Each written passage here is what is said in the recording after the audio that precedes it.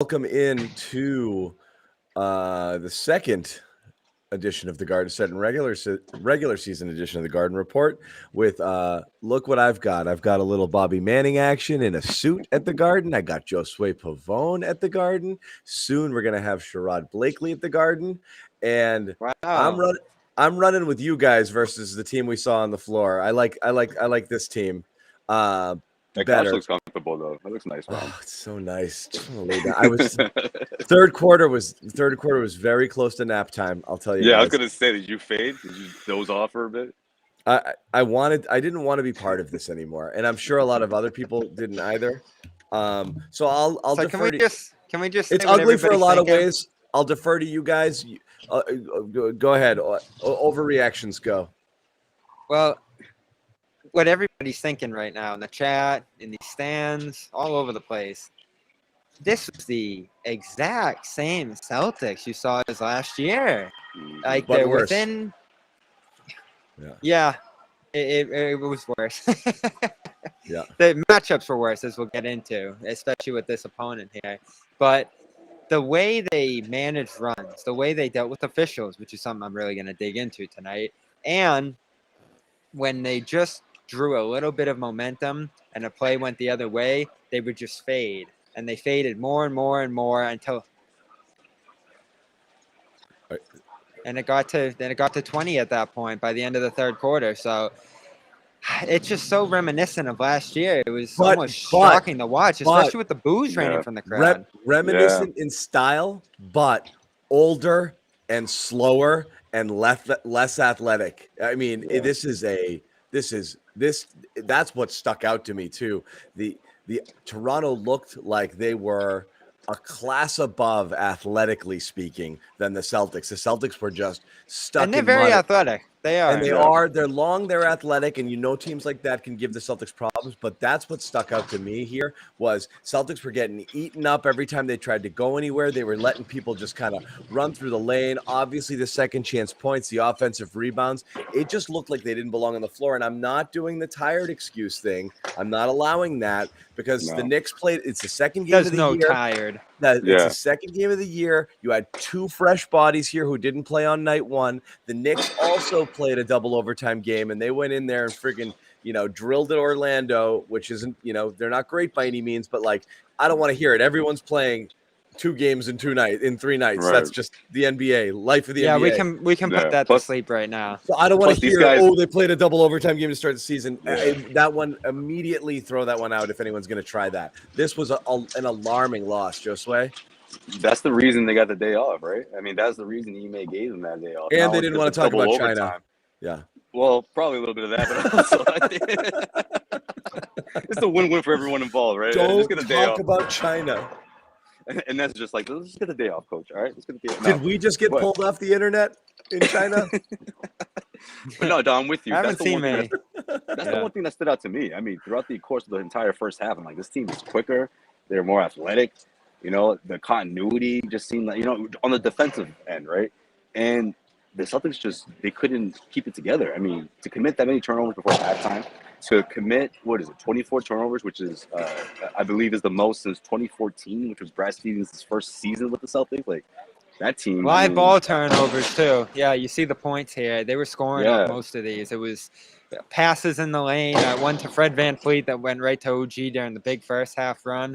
And then but to begin that fourth quarter, I know the Celtics were down 20, but again, Schroeder throwing right to a guy along the corner there. Brown doing the same thing. And Horford even just throwing it right into a crowd of Raptors. That's the one thing you can't do against this team. And they probably knew that coming in because this team's long at every position. They're almost like the Bucks, those early Bucks teams with Giannis, where they have, almost 7-foot wingspans across the board there, and they're just throwing passes right into guys' length wingspan there. And that's what got the Raptors going. The Raptors shot 35% in the first half. They didn't do anything offensively. That's what I was going to in this say. game. I was literally going to get into that. I'm like, they're a terrible offense in the half court, and you just handed them transition runs. Let's hear this one, by the way, real quick. This is Ime Udoka. I don't have I'm just going to read it. Ime Udoka in his presser a short while ago, and this is not what you want on night 2. We didn't come with any energy or effort in the first half, then added, as later on in the quote, it was a point of emphasis at halftime to pick it up and fight harder, and it went the other way. So, I mean, we were talking about. I got another one too. We're talking about tuning out Brad. They're tuning out Ime on night 2. Oh my God! Go ahead, Josue. New York. This is a quote from Ime. New York went and beat Orlando. It's no excuse on our part. So he did that right away. Oh yeah, bingo, right, exactly. Yeah. That's what I was just saying. Like, we don't want to hear that for sure. Right. So the double overtime thing, he's not trying to hear that at all. Right, but I mean, already you got Ime saying we didn't try on like the day one, like moment 1, night 2 at home opener. That's depressing. That's a dead ass team. Yeah. Yeah, no, I'm with you. And that's the thing. This is exactly what we were talking about a couple nights ago, where I don't want this team to get back into this habit where they revert to being their old selves in the second half, right? When things are down or when they're in panic mode, to go the other way. But at least in this one, at least in New York, they didn't go into that mode until the fourth quarter. In this one, I felt like we started by halftime. You know, I want to ask you this, Josue. When they committed 12 turnovers, going into the halftime, and then they resort to jacking up threes. Josh Richardson, who was perfect, 3 for 3, and then you have other guys just chucking them. As we try to find the root of that lack of energy, looking back on this game and all that, I point to something you talk about a lot, Josue. After 46 points against New York, what happens to Brown in this one? Comes out 4 shot attempts in the first half, completely boxed out of the offense, uninvolved. Falling on the perimeter as Tatum chases those mismatches and Smart jacks up shots and turns the ball over. And all of a sudden, Brown's third, maybe lower on that depth chart in favor of a guy like Josh Richardson coming in for to shoot some threes and, Al Horford getting some ball time. And Brown just looked lost out there in the offense early on in the second half. I don't get that at all. Didn't do much to make up for it. He was taking bad shots in that second half. Yeah. Everything. I don't get it at all. And is that where the lack of energy comes from? Not getting your shots on offense, and all of a sudden you're not doing what you need to do within the flow of the offense? Because, the defense wasn't bad tonight. We talked about how they held it down. They just getting back in transition. It wasn't bad. It wasn't good. Because, again, in the half court, it was fine. Right. Half court, no, you're right. Half court was fine, not outstanding. And transition was terrible, for sure. But and then obviously all of the second chance stuff as well. But it was the rebounding was so bad. And is there anything more effort based than that? That's what I mean is like you look at effort stats, turnovers is lack of focus, lack of effort, second chance points, offensive rebounding. Those are lack of effort. Those are effort stats. They just got they just got beat. They beat 50-50 balls, every single ball that would get slapped at in the lane. Toronto would come away with it. I mean, it wasn't even close. All of those effort energy stats, every single thing went Toronto's way. It was really bad. And it was really bad. Ime's even saying, what takes extra energy team as well? deserved to get booed. Go ahead. What's up, Josue? On game 2. That's quite a quote. The team deserves to get booed. Another thing that stood out to me again from last year, same sort of pattern, the effort on the other side, which is Toronto tonight, 58 points in the paint. Yep. Like, that's the kind of recipe where if you're the Celtics team and the offense is stagnant, like, you're giving yourself zero chance, right? And at the end of this one, you're going plus, 22 or 25 turnovers? Like, there's no way you have a chance to even. You're not giving yourself a chance to win this game. Yeah. It's strange. And can we get to the most frustrating part of this early? The obsession over the calls, the officiating, the team just completely losing itself in that third quarter over a stupid offensive foul call. Yeah. Like, are you kidding me? And to look at Ime and his culpability in this game, left Tatum in there to sulk and complain and stare down officials and sit in the backcourt for 4 possessions after that call. A crowd of Celtics surrounded the official at half court. Ime's complaining. Whatever happened to the no complaining rule? Bobby, are you part of the Bull Gang? I'm mute. Hold on. Let me just see how bad this is. Yeah, you muted me. I was like, no, Bobby's the one next to all that noise. Oh, my God. It's so bad, Bobby. I just muted you.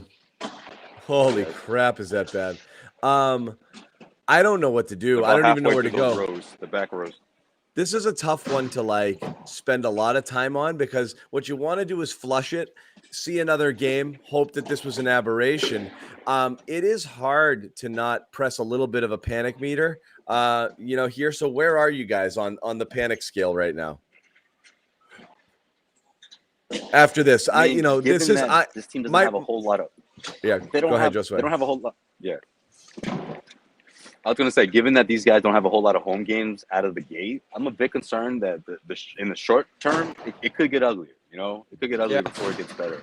The stretch can make or break them early, well right? for these guys, not having those home games. Yeah, I'm pretty worried about Ime right now. Not because I don't think he's necessarily doing a bad. Not because he's doing a bad job, because as a new coach,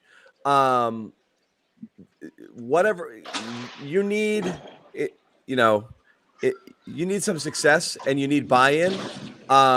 And to have a team, what did we say? Look, we spent how much of last year, and I'm going to bring in Sherrod here too. Sherrod, we just started talking about Ime a little bit here. We were just talking about our level of concern, and I want your thoughts here on the game as well. But one of my levels of concern is to lay down like this in Ime's second game, have him going out in the press conference right now and talking about lack of effort. We got punked. We deserve to get booed. I told these guys they needed to come out stronger in the second half, and they didn't.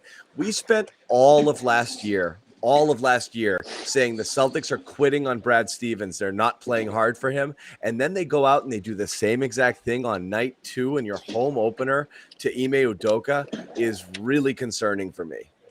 It should be. I mean, this is certainly not, forget about the score. It's the actual level of impact and effort, or lack of that, I should say, that we saw that's disturbing and concerning. And if you're Ime, this is not what you bought into. This is not why you came here. And again, I think it comes back to leadership. It's been a big question mark with this team. The talent is not an issue. It's who's going to be galvanizing that talent. And they need to figure that out, because this Toronto team is not that good. They're just not. And they got their asses smashed by a team that's not that good at home in the first game of the season. Lots of red flags this game. Without question. Yeah. And that's it. It's the, and I don't want people in the chat to mistake it. I'm not saying, oh my God, fire Ime, he's the wrong guy for the job. I'm saying the fact that they came out here and played this poorly and put in such a bad effort, such lack of focus, and did all of the things they didn't want to do, which is we're sloppy, not taking care of the ball, complaining a little bit to the refs there, as we saw in that third quarter. And a question, Sherrod, break a tie here, because we're not exactly sure. Do you think Tatum got put on the bench for a little bit of time for getting upset about a call, or that was part of a regular rotation there? It felt like it was part of the regular rotation, because I thought he was in there his normal stint, and that was pretty close to about the time that that's he was what I thought, but it wasn't clear at the time. So I was curious if, like, you guys in the arena saw anything happen, him come off, a body language thing, them talk, anything looked like it, or it was just a regular sub out? No, I thought it was a regular sub out. I do know at one point, though, when he was coming off the floor during a timeout, he was trying to have a conversation with one of the officials, and Ime was just like, no, come over here. So again, this team, this is not the way this thing's supposed to start. Forget about the record. It's the way they're playing. That's the disturbing thing, not the record. Yeah, that's what I think too. And you know what? What did we say about game 1? Okay, a little bit of the same in terms of habits, in terms of, falling into some of your patterns with the style of basketball, but the effort seemed pretty good in game 1. I felt like that you can't say the same thing in game 2. No, this was a step back, without question, in terms of effort. I mean, they were better in New York. There's no doubt about that. But Toronto they're one of those teams that presents a lot of different challenges because of their length. They're one of the longer teams that they'll face, but you still have to find a way to get over that. I mean, this is a game they should have won, and they know that. Effort was a big part of why they got smashed. The rookie brought it to them, Sherrod. You had a guy like Scotty Barnes going after them in lit transition him up. and 25. hunting his shots. 6-9 start. This is a guy who can't even shoot, who's just getting to his spots and confidently attacking this defense. And guys like him set a physical tone in this game. Precious Achiuwa certainly too with the runouts. I mean, no one was trying to compete with him on the break. Scotty Barnes came out here thinking he was Scottie Pippen, the way he was just absolutely having his way, getting to his spots, finishing at the rim, playing as if the Celtics were just another team that he could easily do anything and everything with, and that should not happen. No rookie, let alone a Scotty Barnes, as you pointed out, Bobby, not a very good shooter, should come in and play with that kind of confidence, that kind of swagger, and back it all up, everything he. Oh my God, he's woofing, and throwing it down right in the crowd. I mean, taking it down the lane and just, oh my God, is that embarrassing? Here's a clip from Ime calling out. I think that's the part that bothers. I said that to the group. Out there. That's as ugly as it could get. One thing I can't stand as a coach is to get punked out there, and I felt they basically came out and punked us, outplayed us, played harder than us, all the things we talked about. So, you don't want to overreact and panic, and we're going to stay together and keep our head up. But I said use these boos as motivation. We deserved it, the way we played, and us coaches didn't prepare them as well as we should have, understanding who Toronto is.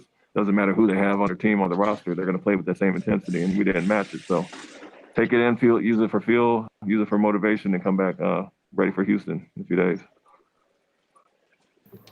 Okay. I like it. I like the accountability there. He says don't panic. Sherrod, are you panicked?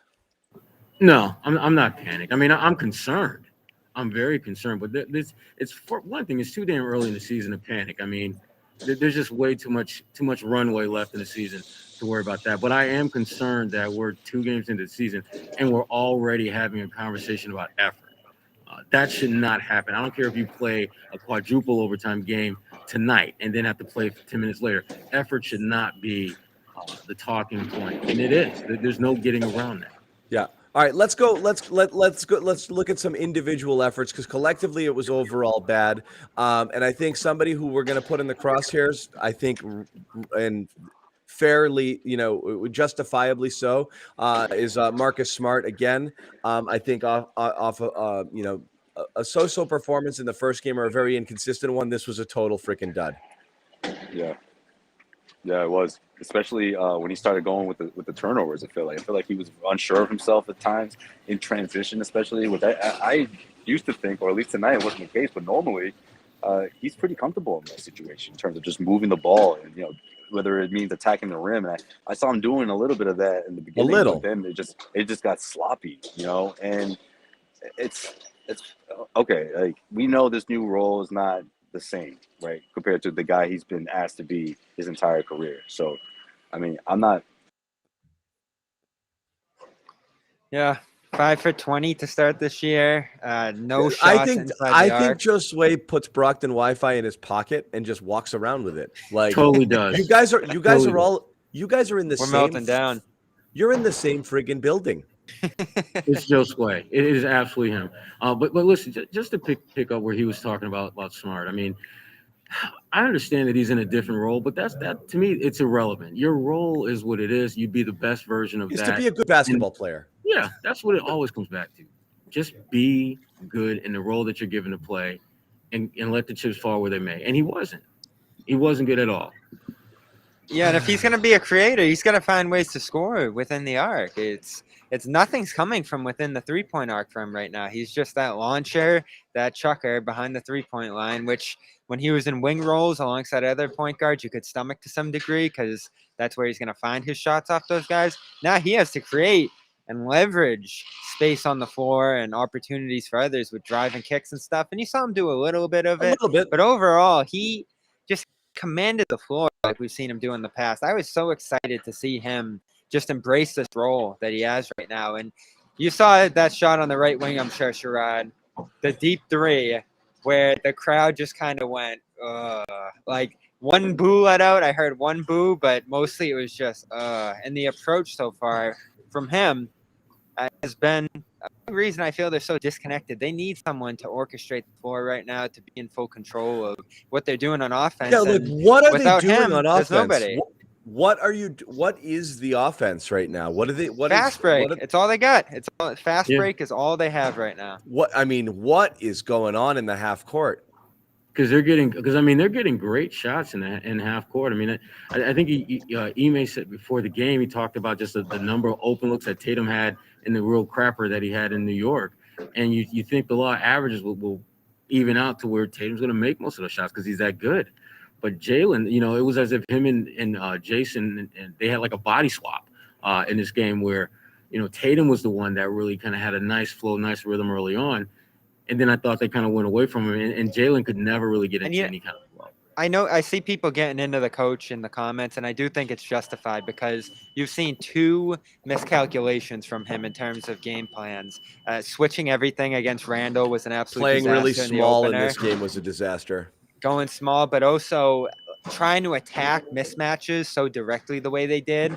I know Tatum had great success against Van Fleet early, but that's a guy who's strong, who holds his own. You can't push him inside. So Tatum was taking a lot of shots over him, and he was hitting them early, and that went away later in the game. And there's other guys who you can attack off switches on that Toronto team because they're strong, they're long, they're active on defense. This Toronto team, I think they're going to be one of the worst offenses in the league, but they're going to be one of the best defenses in the league. And it's almost like the Celtics came in expecting to score against them with ease because they're smaller. They don't have 7-footers. They don't have a true rim protector. But all of those guys can step out on the perimeter and disrupt plays, and Precious did it. Even the smaller guys did it, but especially Scotty Barnes and OG.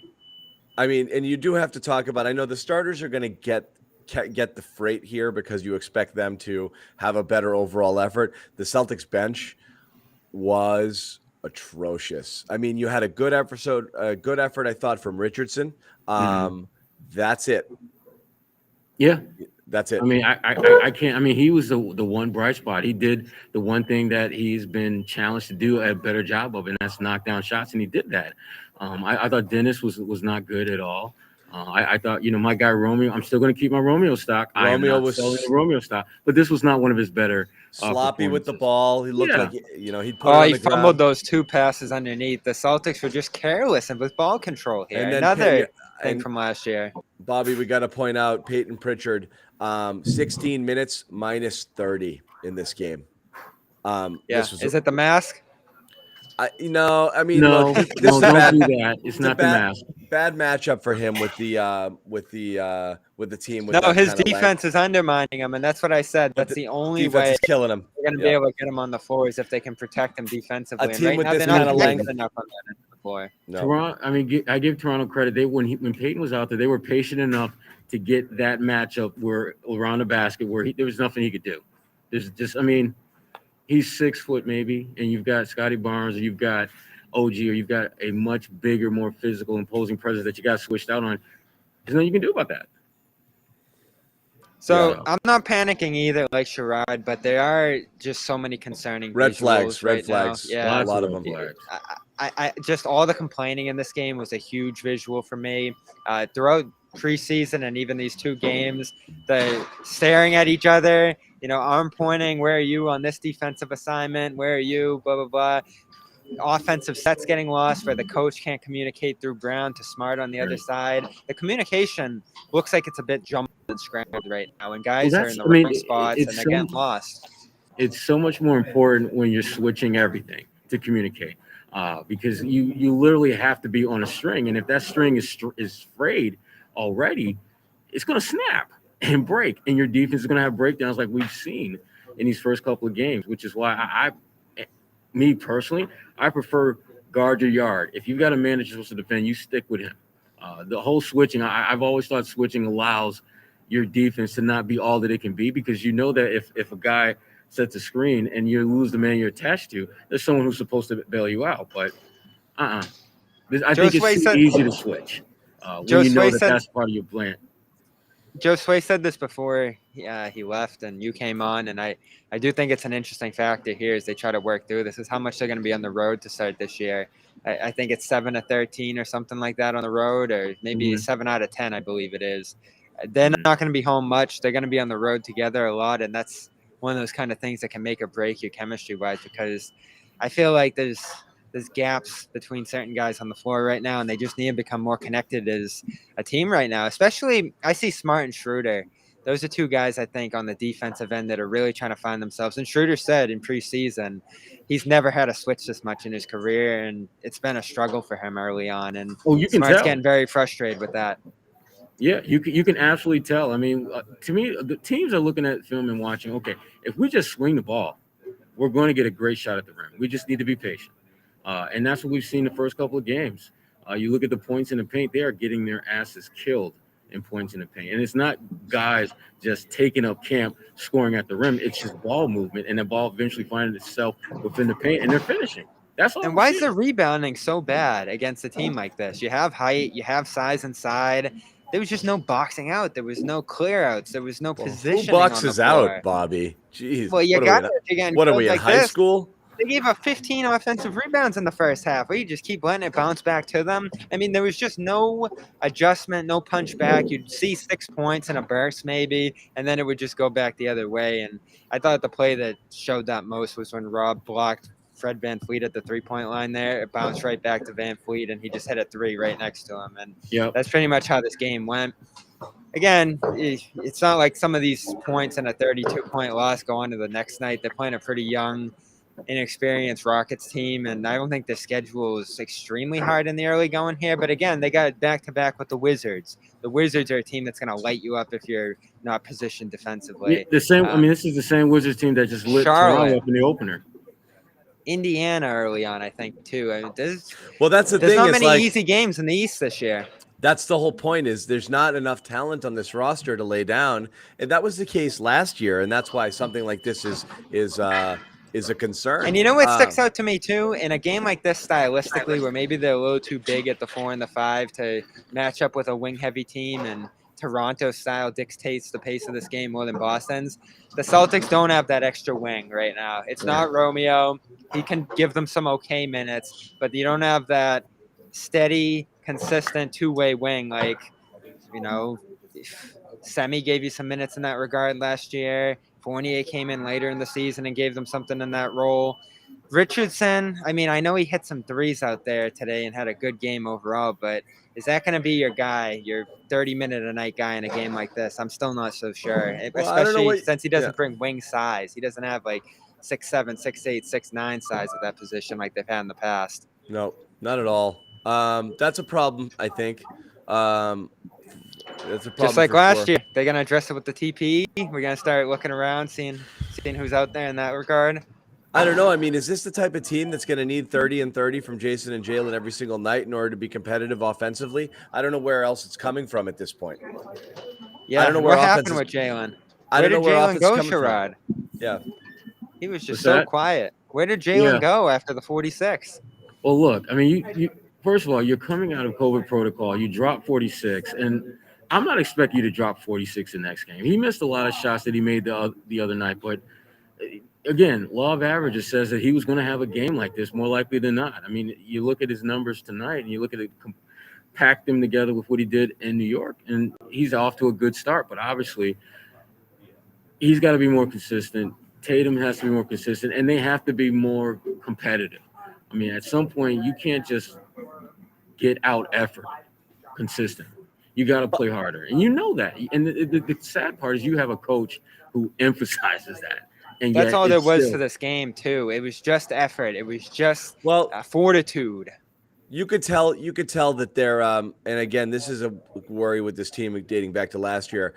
They definitely get discouraged when their shots aren't falling. And rather than dig in on defense and say, I'm gonna make it up here, they go in the other direction where they just get frustrated, and then it affects them on both ends of the floor. And then the next time down, they just start chucking, or they take poor quality shots instead of working harder. That's the thing, is when faced with adversity, okay, our shit's not dropping right now, they kind of go in the other direction with it. And that discourages them, but more so is the calls, and that's what drove me craziest about this game. I thought that was the story of the third. They missed the offensive or whatever you want to say about that call on Tatum on the offensive foul. He goes down the court 3 more times in a row, shoots one off the shot clock, staring at the ref, going back, motioning at his hip. It's just all he's thinking about for 3-4 straight possessions after that are the calls, how he's getting treated by the officials in the lane, and they're just ignoring him in there. And it's what Ime said. If you're just complaining, play in and play out, you're not going to get the benefit of the doubt in those spots. And I thought Ime should have benched him immediately after that. If you were going to stay true to the rule, if you were going to do this thing to Grant Williams in the preseason, you have to do it to Jason Tatum in the first regular season game at home, or it's useless.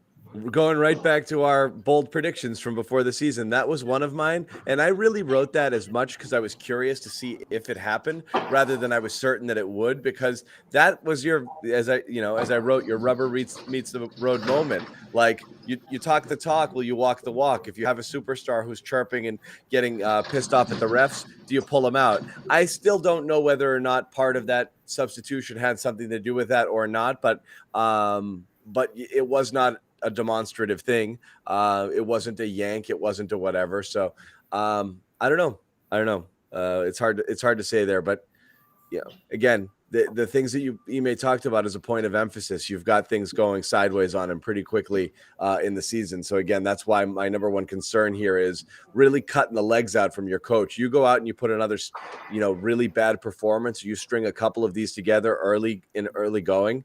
Then people start to second guess him. Does he have control of the team? Does he know what he's doing? What happens when the veterans start talking to each other and say, this style of defense isn't going to work for us? He's not coaching us. He's not, what happens when the players start wondering whether or not he understands his personnel? We were here. We know what works. This isn't working.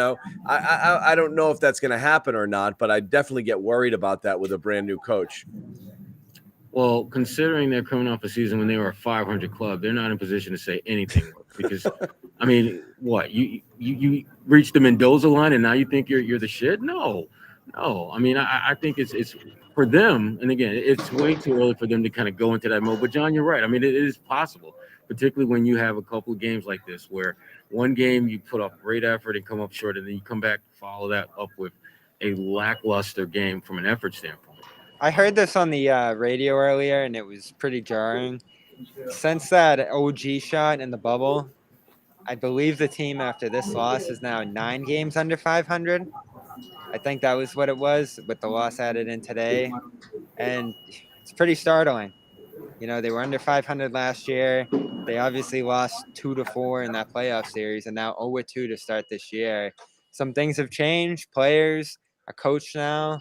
But some things have just remained the same, and that's really the story of this game for me, is just how similar this looked to last year. The boos, the lack of urgency, and just commitment to defense, the movement on offense that they couldn't find. It just looked exactly like one of the Spurs game where they're booing them into the locker room at halftime, or one of the other million games where they went down by double digits early.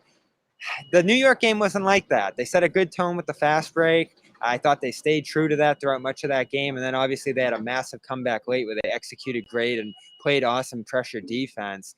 But that too had some degree of what we saw last year where they'd scramble back in the final minutes and try to do everything in the last 2 or 3 minutes of the fourth quarter. So just so many things that look like last year so far for me through 2 games. And the preseason looks so different. What's this team good at?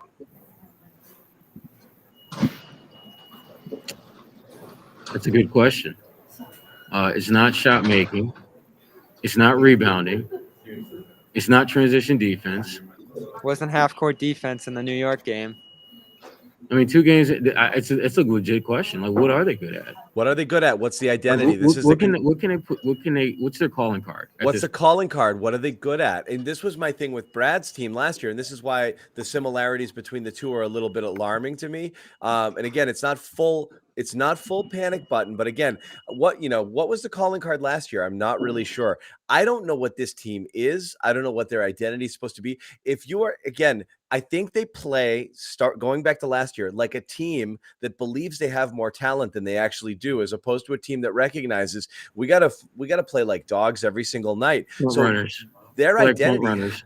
Right. They play like front runners. And then this is why, again, Bobby, I know you're saying the calls. I'm going back to the shots. I think this is a thing going back to last year. I know they get bummed with the refs too, but I think they're part and parcel. I think they get frustrated so easily when stuff doesn't happen that they don't put in effort to fix the problem. They just go back. They go in the other direction. I thought that's what happened with Brown tonight.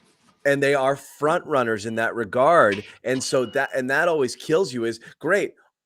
It is fine and good when the shots that aren't hard to get, which is your jumpers, from all over the place, fall, and you have a hot shooting night and you feel really good about yourself. That's great. But when it's not, what are you going to do to make up for it? And it seems like nothing in this case. And tonight, nothing. They just got frustrated, and that's it. So if your calling card has to be effort.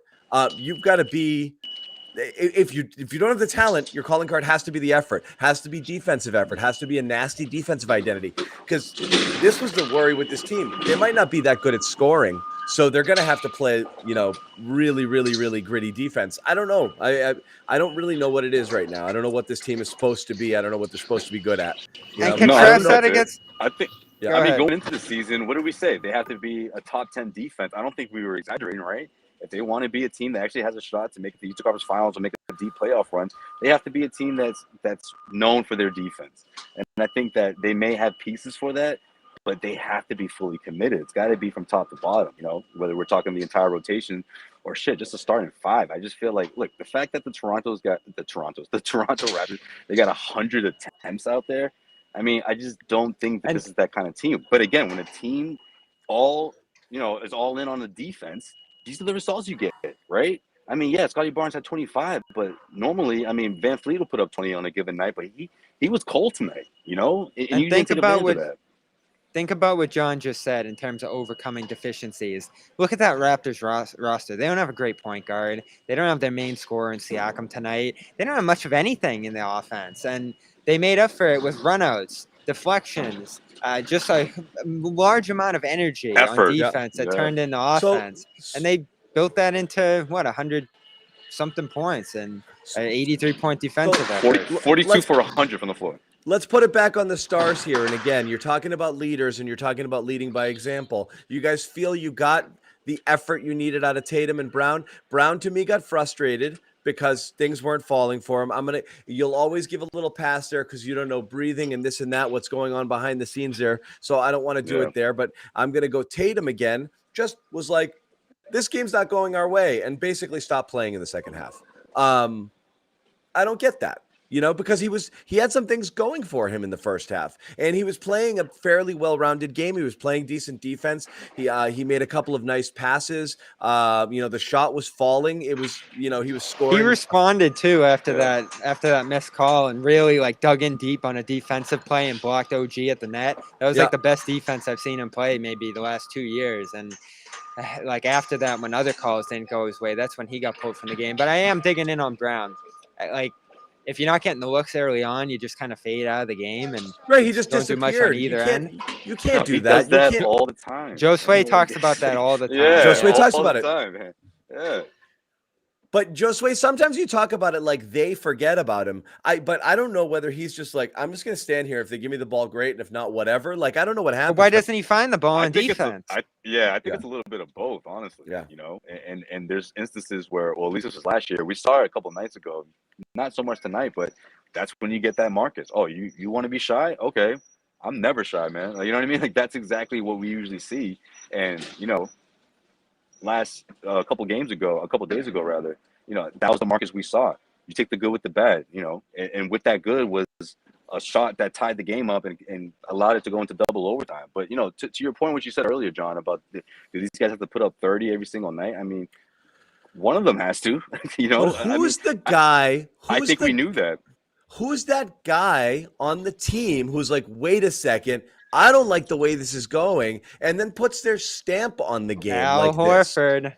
Al Horford did his best. But where is that? Like, if again, I always use the example, pretend you know nothing about this team and you were watching them in the third quarter and you've watched them for the first time ever. Could you tell watching them who the alpha was supposed to be, who that team's star is, who's going to come out and be that guy to say, get out of my way? Like with other teams, I feel like you don't have that question. And having your stars drift in and out of, whether it's Tatum not taking a shot for the first 15 minutes of a game, which he does sometimes, or Brown completely disappearing for this one. It's weird to have moments where your best players are not really doing anything, particularly at a time. It's my turn, your turn. When everything is falling apart around them, you know? Yeah. It's so weird. It's so weird no to commitment. Me. Yeah. No commitment on defense. You know, I thought their approach in some of their possessions was just off. I mean, 5 turnovers from Brown, from Jalen, 5 turnovers from Tatum. You know, I don't want to say that it was one of those where he's just dribbling out of control. I just thought that in some instances Toronto was second guessing their passes. You know, there was one pass where they purposely trapped Smart to put him in a situation where he couldn't score from the baseline or get a clear pass off, and he left his feet. You know, and he did that a couple of times, and you know. That's just not the recipe that, you know, for a team that's going to be this running gun and fast break offense. That's what's going to kill you if you're not one of those defensive juggernauts in the Eastern Conference. Yeah, they got to find like, I mean, you need a Butler. You need somebody. I don't know. You need someone.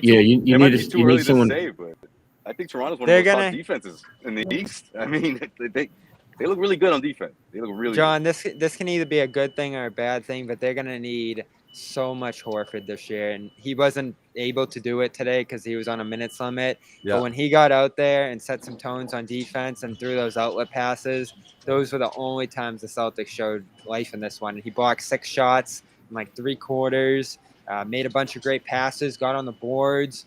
He was the best Celtic out there tonight, and they're going to have to empower him as a point guard often, I believe. They're going to have to play in that center. Bobby, are we there? Yes, I mean, are we at the Al Horford is our point guard portion of the season? In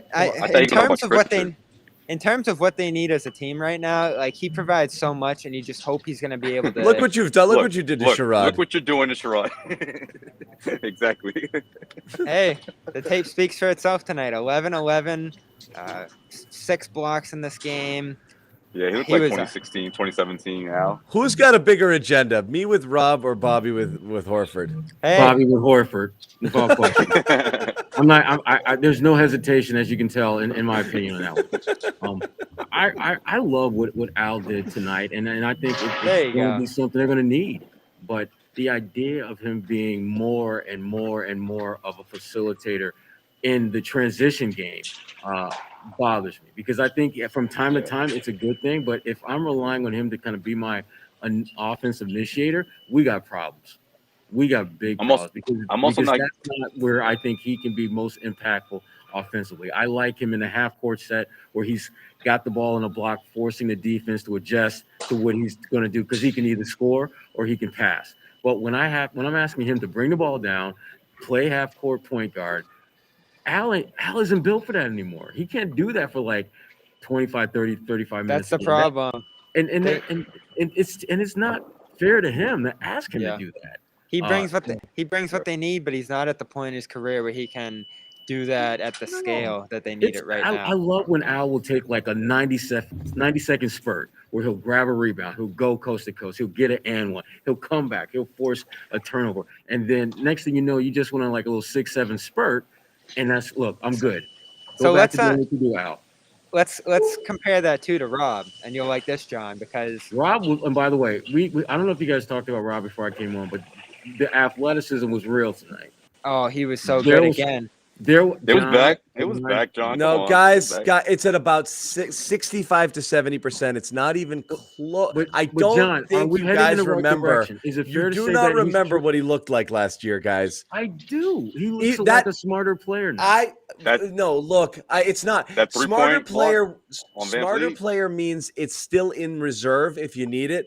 I went back and I looked and I freeze framed that alley-oop where everyone is like the one that almost dunked it. And everyone's like, oh, that would have been amazing. And I looked where he was. Okay, we have video evidence of Robert Williams' head above the rim last year, okay? He went up for that one, and he was this far, his head was this far below the rim. He wasn't even close. He's literally a foot less on his vertical right now. It is not even close. He had moments. He's not jumping at all. He had another one where he from a standing position, he cannot get off the ground yet, guys. He still can't do it. He had another one where he rim rattled the dunk, and he couldn't get it up and over. He had a couple of moments.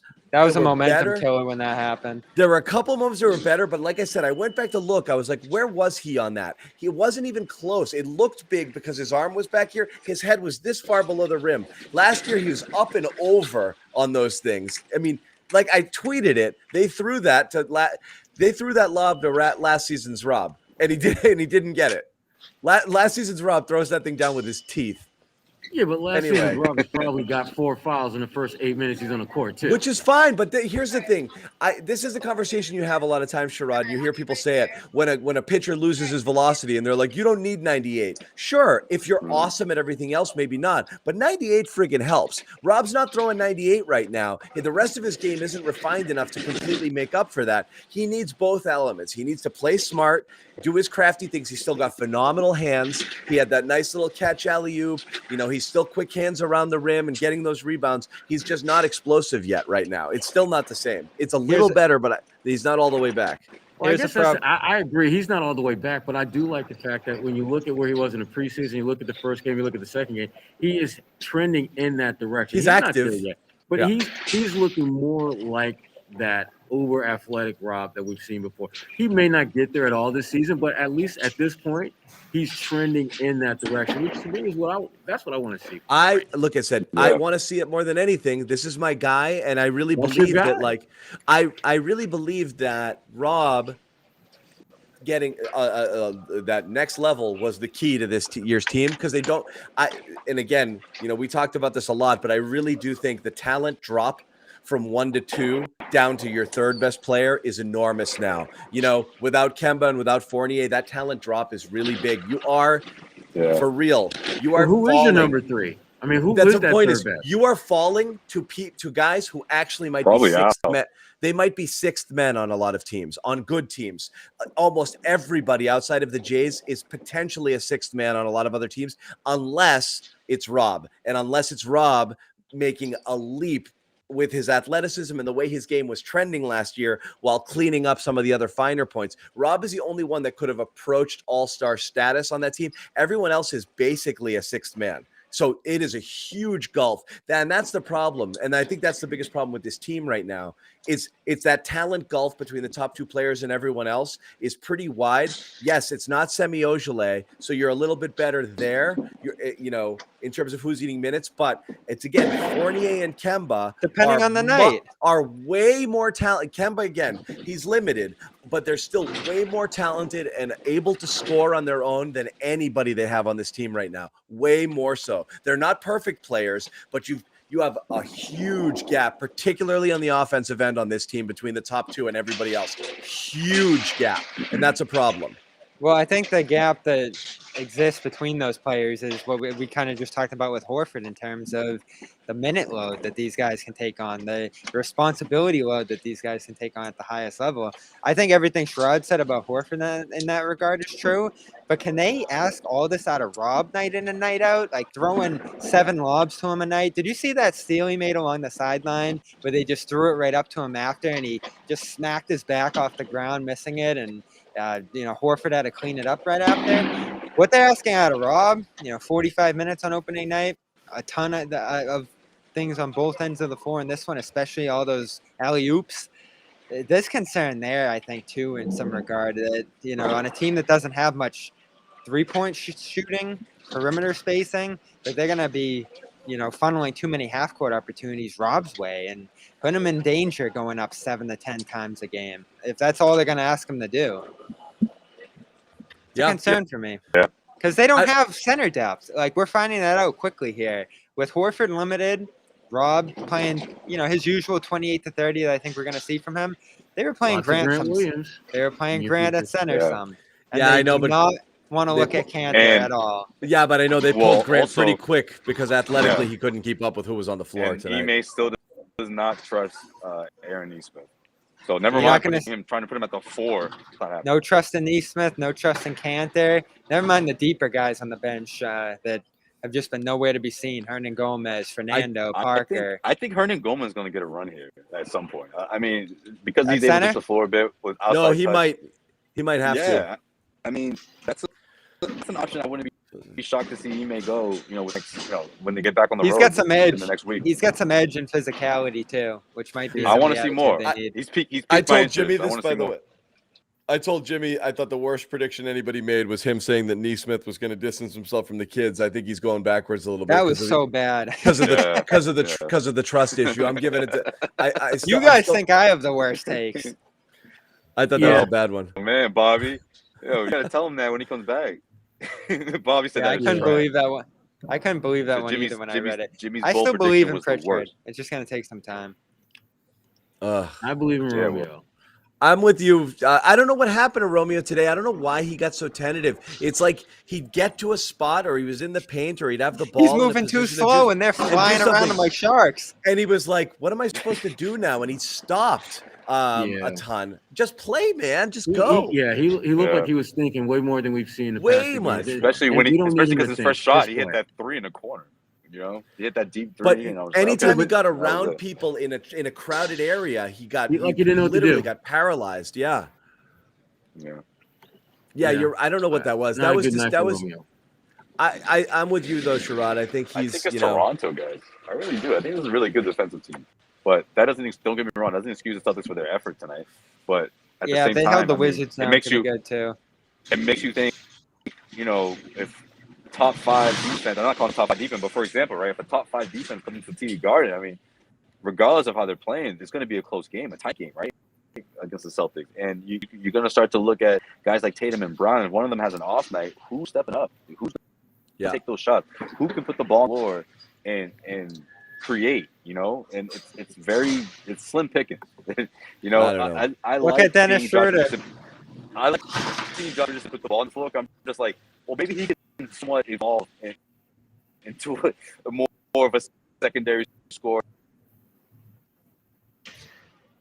I'm looking at Schroeder in that regard. Hasn't he been Josue underwhelming? almost ejected himself. He did. He's still trying to do it. Get him out of here. He's kicking himself out of the club. Out of the club. All right, we're gonna wrap it up tonight, guys. Any final thoughts here? Yeah, No, just better. Go ahead, Bobby. I was just gonna hit on Schroeder. So underwhelming through 2 games. Can't impact the game with his shooting.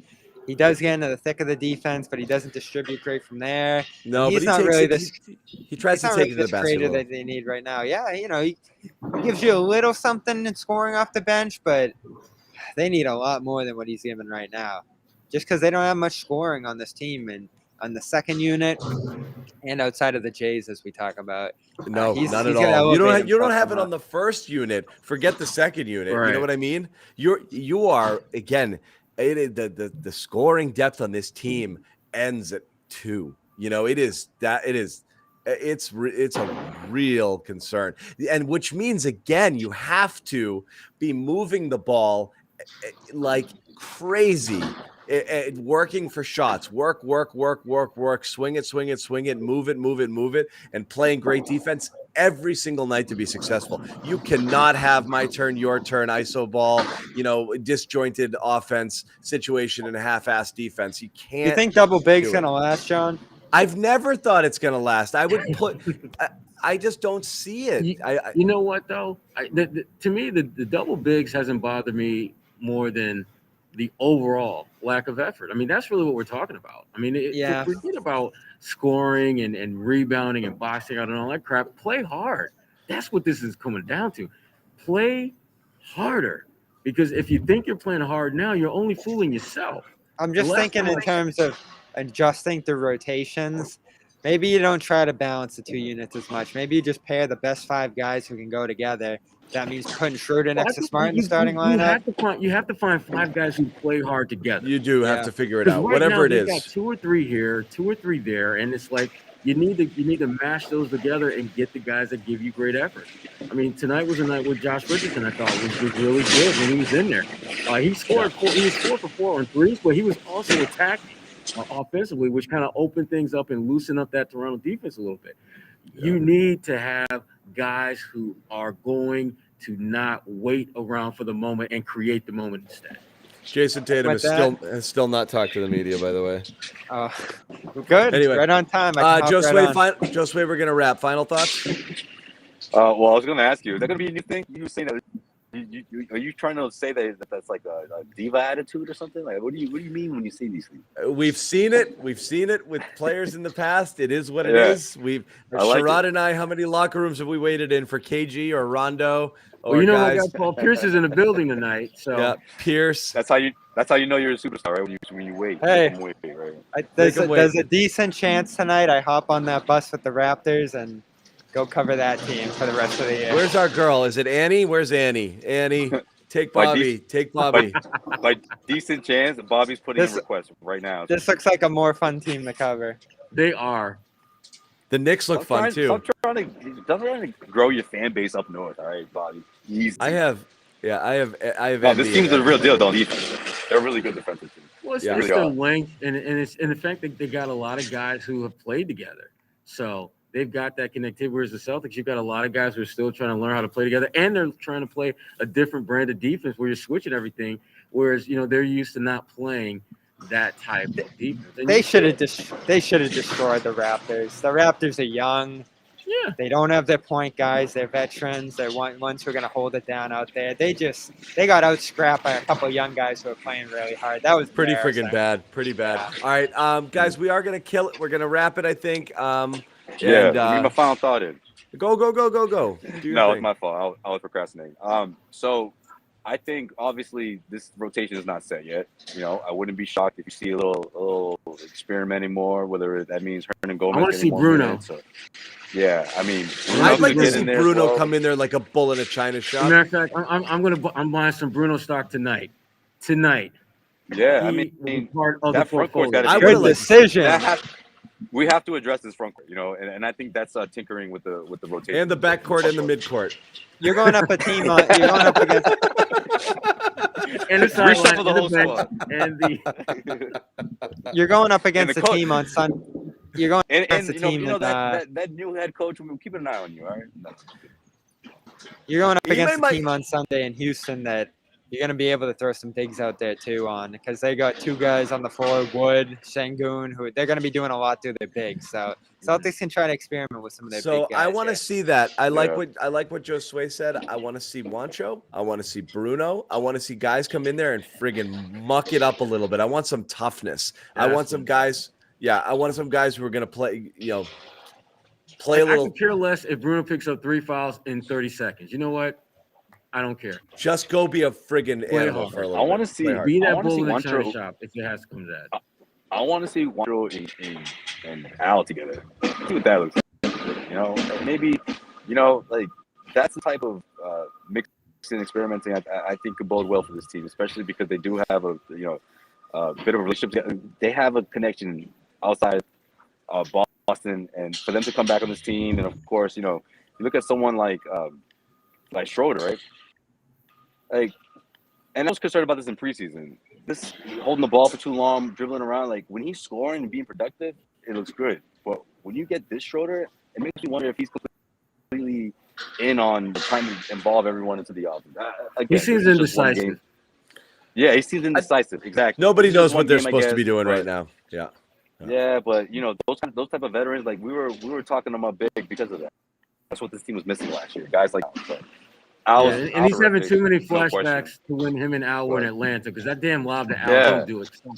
Stop that. Al's not that dude. You can find some chemistry there. And if you got Pritchard and Rob coming off the bench, there's some chemistry there too. You got to mix and match some different ways now. Like that, I think the two lineups they have going now are a bit too disjointed. You got Schroeder and Richardson in the backcourt off the bench, who neither of them can shoot, neither are great creators. There's just you might be right, John. This double big just might not last because they don't have bigs behind them. They can't shuffle guys. That was always my issue. Is there's nowhere to go after that. You're in no man's land. Grant, I'm sorry, it doesn't work as your primary big, especially against at 100%. Didn't we think Grant was going to have 0 minutes? At big look, no, it's just he can't be your first guy off the bench. It messes with your rotations badly when you don't have a big that you can rely on coming in off that bench on that bench unit. It's a real mess. They don't have the depth. But right now, you're right. They got problems. We knew there'd be growing pains in terms of who does what, which combos work together. Ime's defense, different system, different style. Absolutely. You'd expect that. So you'd expect more games like you had on night 1 than night 2. I didn't expect this at all. I'm definitely very alarmed. We'll see what happens on the next game. But like I said, you start to string a couple of these together, you've got some real questions about the team. So we'll see. Again, we are going to wrap it because, the Bull Gang is, wants its pound of flesh out there, and these guys are under attack. So Bobby just I can go downstairs. Bobby go Josue downstairs right now and be right on time for Tatum. Bobby Josue, if you guys want to jump in on Tatum and do whatever it is you want to do. Sherrod, again, thank you for joining. Everybody at home as well. Thanks for hanging out. We're back on Sunday. I will be out. I think the rest of the crew will be in. I've got some Patriots responsibilities, but also make sure, check us out over at our Patriots YouTube channel as well for all of that coverage. Also, Red Sox fighting for their playoff lives. We do have Red Sox YouTube channel. We have our content there. If you haven't already, please subscribe. We are so close to 1,000 subscribers right now, and we'd really love to hit that mark before the playoffs end. And done. The playoffs could be over in like 15 minutes. So run up.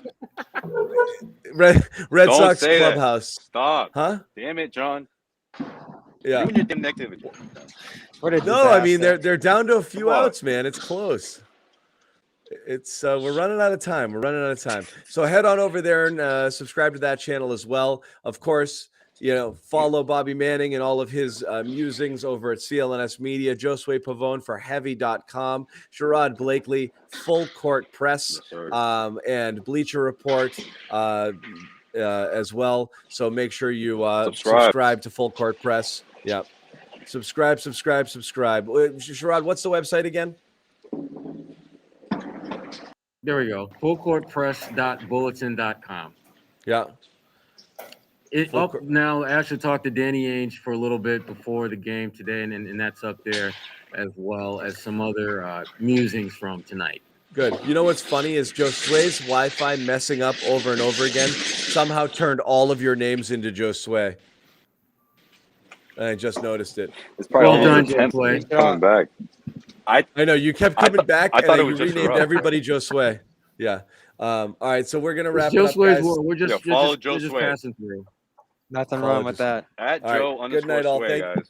Give him a follow. Thank you, guys.